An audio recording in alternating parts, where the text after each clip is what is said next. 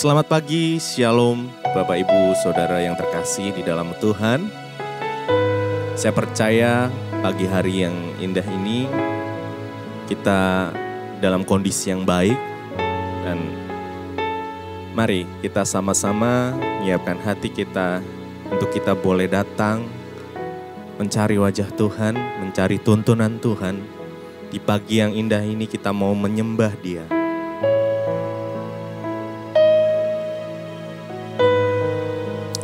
Kita satukan hati, kita berdoa.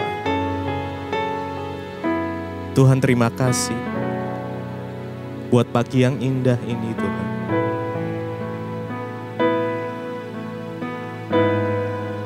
Kami boleh bangun dengan kondisi yang baik. Kami boleh menikmati udara yang segar pagi hari ini. Semuanya karena anugerah Tuhan. Pagi hari ini Tuhan, kami mau membangun mezbah. Kami mau menyembah Engkau Allah kami yang hidup, yang di dalamnya ada keselamatan. Yesus Kristus, Tuhan kami, sahabat kami, juru selamat kami. Terima kasih, terima kasih.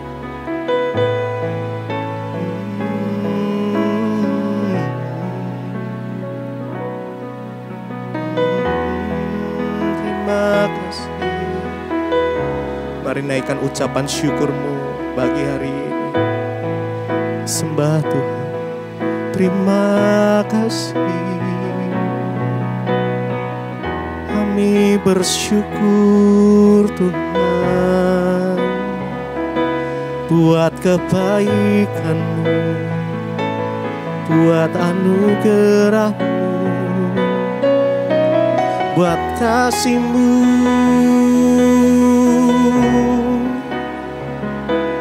Penyertaan-Mu sempurna atas setiap kami Tuhan. Oh, terima kasih Yesus. Waktu Tuhan pasti yang terbaik. Walau kadang tak mudah dimengerti, lewati cobaan, ku tetap percaya waktu Tuhan pasti yang terbaik. Waktu Tuhan pasti yang terbaik. Walau kadang tak mudah dimengerti, lewati cobaan, ku tetap percaya waktu Tuhan pasti yang terbaik. Waktu Tuhan pasti yang terbaik. Walau kadang tak mudah dimengerti, lewati cobaan, ku tetap percaya waktu Tuhan pasti yang terbaik. Mari sama-sama. Waktu Tuhan pasti yang terbaik.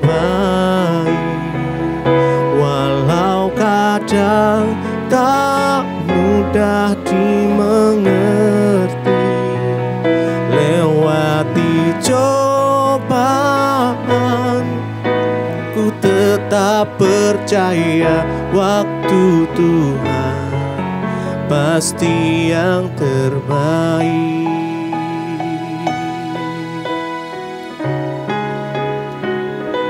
Oh, waktu-Mu yang terbaik Tuhan.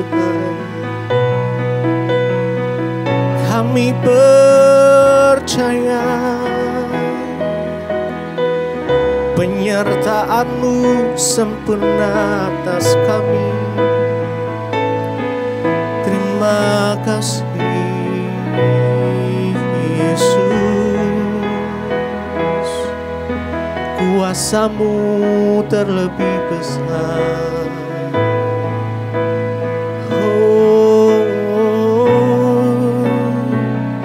Waktu Tuhan pasti yang terbaik,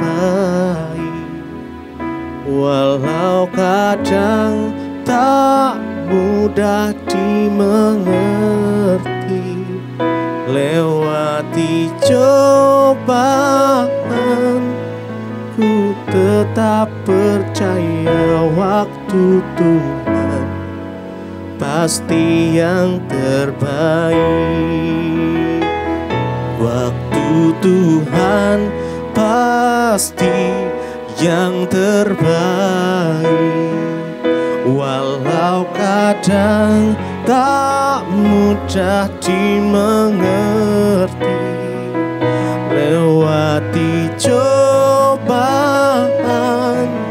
ku tetap percaya waktu Tuhan pasti yang terbaik. Kami percaya waktu, kami percaya, kami percaya Kau Tuhan yang sanggup membuat mukjizat, melakukan perkara yang mustahil. Kami percaya dalam nama Yesus.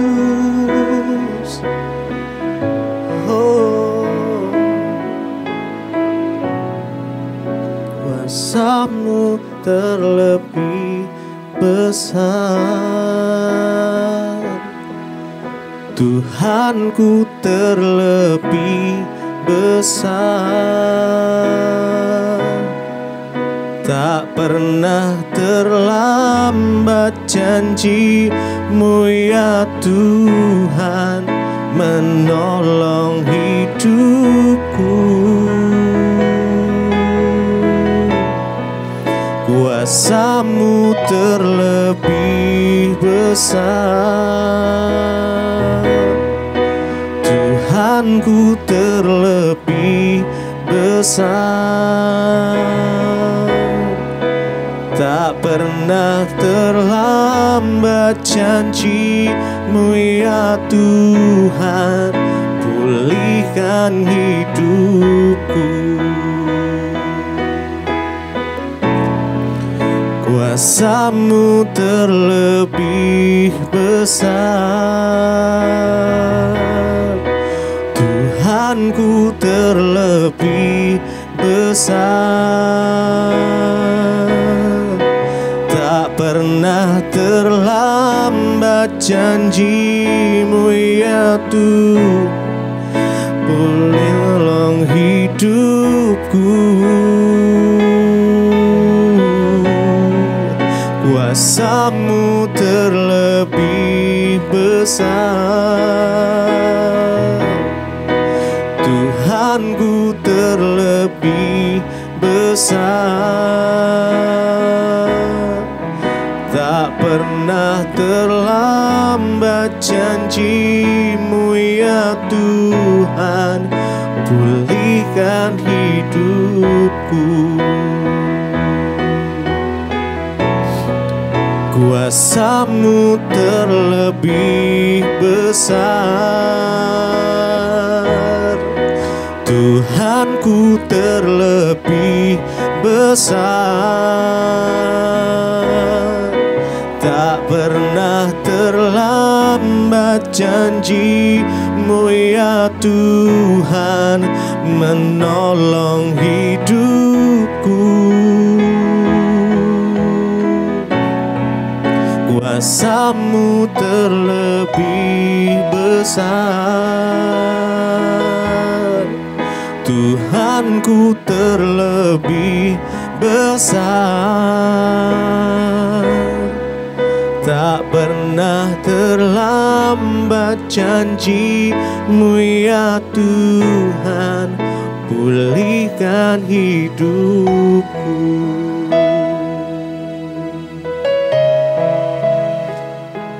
Kuasa-Mu terlebih besar, Engkau sanggup menolong hidup setiap kami. Kuasa-Mu Tuhan di atas segalanya, di atas segalanya.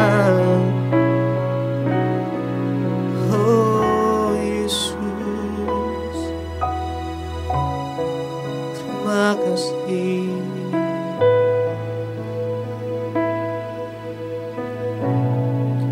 Kuasa-Mu terlebih besar, Tuhanku terlebih besar. Tak pernah terlambat janji-Mu ya Tuhan, menolong hidupku. Kuasa-Mu terlebih besar,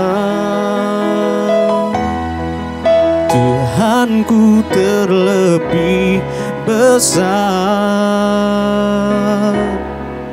Tak pernah terlambat janji-Mu ya Tuhan, pulihkan hidupku. Terima kasih Bapa, terima kasih buat anugerah-Mu, Engkau yang menyertai kami sepanjang malam, bahkan membangunkan kami dengan tubuh yang sehat. Terima kasih buat segala kebaikan dan kemurahan Tuhan yang kami boleh alami. Sebelum kami memulai segala aktivitas pagi ini, kami rindu mendengarkan firman Tuhan yang akan menuntun hidup kami masuk di dalam jalan-Mu.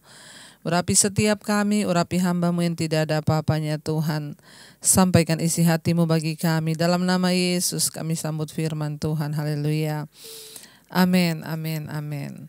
Iya, shalom saudara, selamat pagi. Tentunya kita hari ini bangun dengan sehat, tidak kurang suatu apapun. Bahkan mungkin ada saudara yang sedang sakit, tetaplah bersuka cita. Ya, Yesus sanggup menyembuhkan setiap kita. Baik, ya kita akan sama-sama membaca firman Tuhan hari ini saudara, yang terambil dari Injil Markus pasal yang ke-7. Injil Markus pasal yang ke-7 ayat yang ke-14 mulai. Lalu Yesus memanggil lagi orang banyak dan berkata kepada mereka, "Kamu semua dengarlah kepadaku dan camkanlah." Ayat 15. Apapun dari luar yang masuk ke dalam seseorang tidak dapat menajiskannya. Tetapi apa yang keluar dari seseorang itulah yang menajiskannya. Ayat 16. Barang siapa bertelinga untuk mendengar, hendaklah ia mendengar. Ayat 17. Sesudah ia masuk ke sebuah rumah untuk menyingkir dari orang banyak, murid-muridnya bertanya kepadanya tentang arti perumpamaan itu. Maka jawabnya, apakah kamu juga tidak dapat memahaminya? Tidakkah kamu tahu bahwa segala sesuatu dari luar yang masuk ke dalam diri seseorang, masuk ke dalam seseorang tidak dapat menajiskannya? Karena bukan apa yang masuk ke dalam hati tetapi ke dalam perutnya, lalu dibuang di jamban. Dengan demikian ia menyatakan semua makanan halal. Katanya lagi, apa yang keluar dari seseorang itulah yang menajiskannya. Sebab dari hati orang timbul segala pikiran jahat, percabulan, pencurian, pembunuhan, persinahan, keserakahan, kejahatan, kelicikan, hawa nafsu, iri hati, hujat, kesombongan, kebebalan. Semua hal-hal jahat ini timbul dari dalam dan menajiskan orang. Iya, saudara, sesuatu yang luar biasa kita dapat dari pelajaran apa yang tertulis dalam Injil Markus pasal yang ke-7 ini. Ketika itu ya di sini diceritakan Yesus dan murid-muridnya ya datang ke satu tempat. Ya, lalu ada satu rombongan orang Farisi dan beberapa ahli Taurat dari Yerusalem itu datang menemui Yesus. Lalu mereka melihat beberapa dari murid Yesus itu makan dengan tangan najis, ya. Kenapa dikatakan tangan najis? Karena mereka tidak cuci tangan.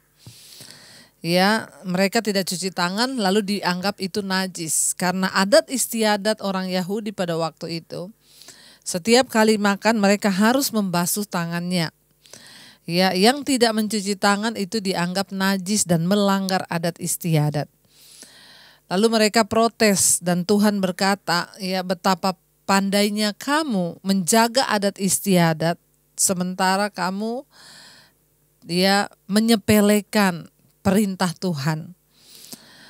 Ya, mereka hanya melakukan hal-hal yang lahiriah saja. Ya, pokoknya apa yang lahiriah, adat istiadat itu yang mereka lakukan. Lalu Yesus berkata kepada mereka, ya, karena ini soal makanan, murid-murid makan. Yesus berkata pada orang banyak di situ, "Tidakkah kamu tahu bahwa yang menajiskan orang bukan apa yang masuk ke dalam mulut, bukan makanan. Karena apa yang masuk ke dalam mulut itu ya tidak masuk ke hati, tetapi masuk ke perut lalu dibuang di jamban, di toilet. Itu nggak ada hubungannya dengan najis atau tidak najis.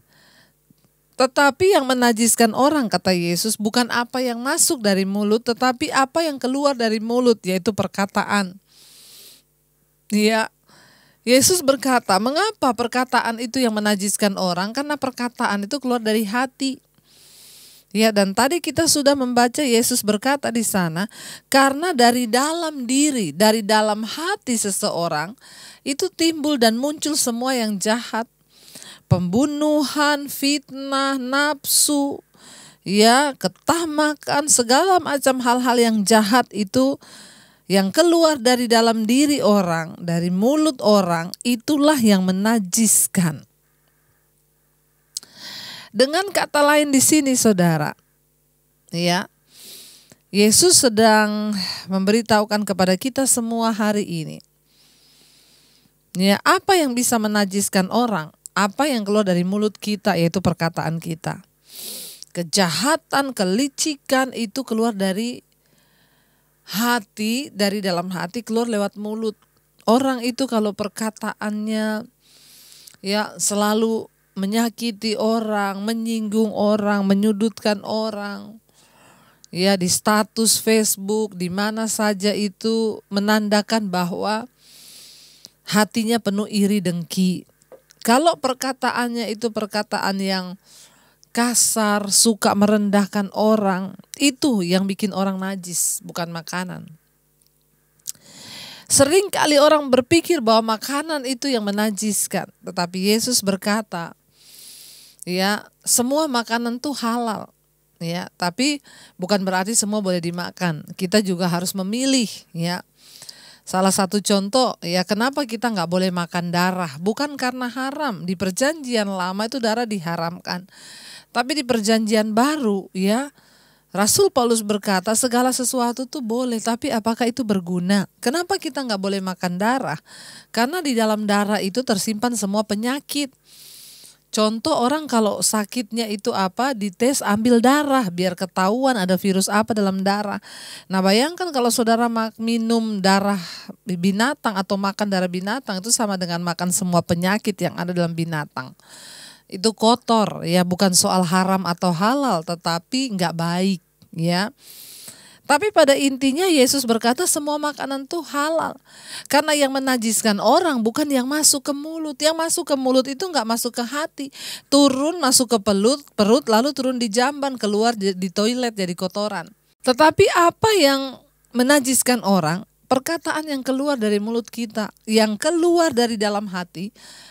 Waktu kita perkatakan sesuatu kepada orang lalu orang itu sakit hati, maka itulah yang menajiskan orang.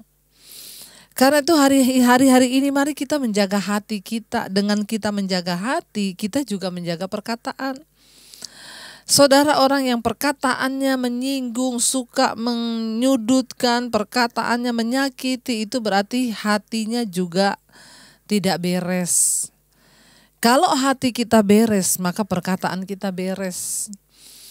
Kita bisa menilai orang itu dari statusnya di Facebook, di Instagram. Ada orang itu yang bikin status negatif di Facebook, ya semua persoalan keluarga dibawa di sosial media. Itu menyatakan bahwa orang ini hatinya itu ya bermasalah. Itu menajiskan orang perkataan kita. Ya Tuhan mau saudara supaya kita menjaga hati kita. Hati yang kudus, hati yang tulus. Orang kalau hatinya bersih, maka perkataannya juga bersih. Mari kita menyadari sekarang bahwa makanya ini penting Tuhan berkata, Tuhan itu menilai hati, melihat hati. Bukan apa yang ada di luar, tapi yang ada di hati. Kenapa? Karena dari hati, Yesus berkata, timbul semua hal yang jahat dari dalam hati itu yang menajiskan orang. Ya, segala pikiran jahat, percabulan, pencurian, pembunuhan, persinahan, keserakahan, kejahatan, kelicikan, hawa nafsu, iri hati, hujat, kesombongan, kebebalan. Ya, yang ada di hati, yang keluar di mulut itu yang menajiskan orang. Saudara, penting bagi kita hari-hari ini menjaga hati kita di hadapan Tuhan. Hati ini tidak ada orang yang bisa lihat. Hanya kita dengan Tuhan yang tahu. Mari kita menjadi orang yang terbuka di hadapan Tuhan sehingga kita tidak munafik. Biar kita mau terus berkata, Tuhan kalau ada sesuatu di hati kami yang tidak beres, Tuhan tolong ubahkan. Kami mau dipulihkan, kami mau dibaharui. Hari ini kita mengerti kebenaran bahwa Tuhan itu Tuhan yang melihat hati saudara, ya. Dan karena hati orang itu jahat, maka perkataannya juga jahat. Tapi kalau hati kita bersih, perkataan kita juga bersih. Meneduhkan banyak orang. Mari kita mau berdoa bersama, kita meminta Tuhan untuk menjagai hati kita. Biar Tuhan sentuh hati kita dan ubah hidup kita. Senantiasa menjadi ciptaan yang baru di hadapan Tuhan. Kita boleh meminta agar Tuhan yang sanggup mengubahkan hati kita, menjamah setiap kita saudara, agar kita berkenan di hadapan Tuhan. Haleluya Yesus. Bapa, sentuh hatiku, ubah hidupku menjadi yang baru, bagai emas yang murni. Kau membentuk bejana hatiku. Katakan Bapa, ajarku mengerti Tuhan. Amin, amin. Sebuah kasih yang selalu memberi, bagai air mengalir yang tiada pernah berhenti. Sekali lagi katakan, Bapa sentuh hati kami Tuhan. Bapa sentuh hatiku, ubah hidupku Tuhan. Amin, amin. Menjadi yang baru, bagai emas yang murni. Kau membentuk bejana hatiku. Bapa, ajar kami mengerti Tuhan. Amin. Sebuah kasih yang selalu memberi, bagai air mengalir yang tiada pernah berhenti. Tuhan, sentuh hati kami hari ini. Engkau yang tahu kebenaran di hati kami. Mulut kami bisa berkata mengasihi tetapi hati membenci. Hanya Tuhan dan kamilah yang tahu. Ajar kami menjadi orang-orang yang tidak munafik Tuhan. Ajar kami menjadi orang-orang yang terus mau memiliki hati yang murni di hadapan Tuhan. Tidak ada kebencian, tidak ada kepahitan. Biarlah apa yang terucap dari mulut kami, yang keluar dari mulut kami adalah perkataan berkat, bukan perkataan jahat yang menajiskan orang. Ampuni kami kalau selama ini kami berdosa dengan perkataan kami dan sikap hati kami. Tapi Tuhanlah yang sanggup mengubahkan setiap kami. Terima kasih Bapa. Hamba berdoa buat setiap kami yang hari ini akan menjalankan setiap pekerjaan, tugas, baik yang ada dalam rumah, yang di luar rumah, di luar kota. Perlindungan Tuhan sempurna atas kami. Dan biar apa yang kami lakukan hari ini dengan tangan kami Tuhan buat berhasil. Diberkati para suami, diberkati istri, diberkati anak-anak. Kami semua mau terus hidup dalam perkenanan-Mu Bapa. Biarlah Tuhan menjadikan hidup kami boleh menjadi berkat bagi banyak orang. Bahkan yang sedang sakit hari-hari ini Tuhan menjagai, melindungi. Terima kasih Bapa. Engkau juga terus berkati Indonesia. Bapak berkati, jauhkan dari segala gempa, malapetaka, bencana. Mereka yang sedang ada di dalam pergumulan hari-hari ini, yang sedang dilanda oleh musibah apapun Tuhan, Engkau menjadi Tuhan perlindungan bagi setiap mereka. Terima kasih buat segala kebaikan Tuhan. Mari kita berdoa. Bapa kami yang ada di sorga, dikuduskanlah nama-Mu. Datanglah kerajaan-Mu, jadilah kehendak-Mu di bumi seperti di sorga. Berikanlah pada kami pada hari ini makanan kami yang secukupnya. Ampuni kami akan kesalahan kami, seperti kami juga mengampuni orang yang bersalah pada kami. Janganlah membawa kami dalam pencobaan, tapi lepaskanlah kami daripada yang jahat. Karena Engkaulah yang punya kerajaan dan kuasa dan kemuliaan sampai selama-lamanya. Mari buka hati dan tangan-Mu di hadapan Tuhan. Terimalah berkat dari Allah Bapa, cinta kasih Tuhan Yesus Kristus yang memberkati pekerjaan-Mu, kesehatan-Mu, keuangan-Mu sehingga Engkau menjadi berkat. Terimalah kiranya berkat ini di dalam nama Tuhan Yesus Kristus. Bahkan sampai Yesus datang kali yang kedua, nama-Mu tercatat di dalam kitab kehidupan. Dalam nama Tuhan Yesus yang percaya diberkati dan diubahkan Tuhan, katakan bersama, amin, amin. Tuhan Yesus memberkati, selamat pagi, selamat beraktivitas, dan Tuhan menyertai.